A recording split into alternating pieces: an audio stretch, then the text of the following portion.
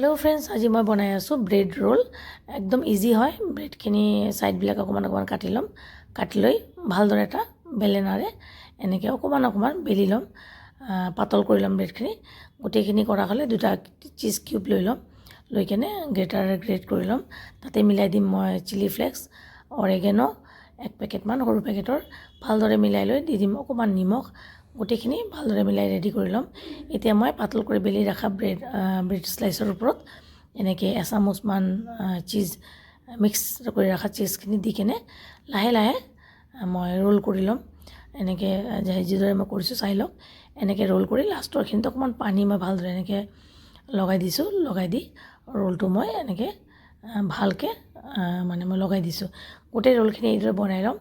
এটা পেন পাতি দিম, শ্ল' ফ্লেমত থৈ এচামুচমান বাটাৰ দি দিছোঁ। বাটাৰটো গলিলে মই গোটেইখিনি ব্ৰেড ৰোল দি কিনে ওপৰৰ পৰা ভালদৰে মই বাটাৰ সানি দিম। শ্ল' ফ্লেমত থৈ গোটেই কামখিনি কৰিম। ইপিঠি ৰঙা হ'লে ঘূৰুৱাই কিনে সিপিঠিও মই লাহে লাহে ৰঙা কৰি ল'ম। গেছটো একদম শ্ল' ফ্লেমত থৈ দিম। গোটেইখিনি এইদৰে ৰঙাকৈ ভাজা হ'লেই মোৰ ৰেডি হৈ গ'ল।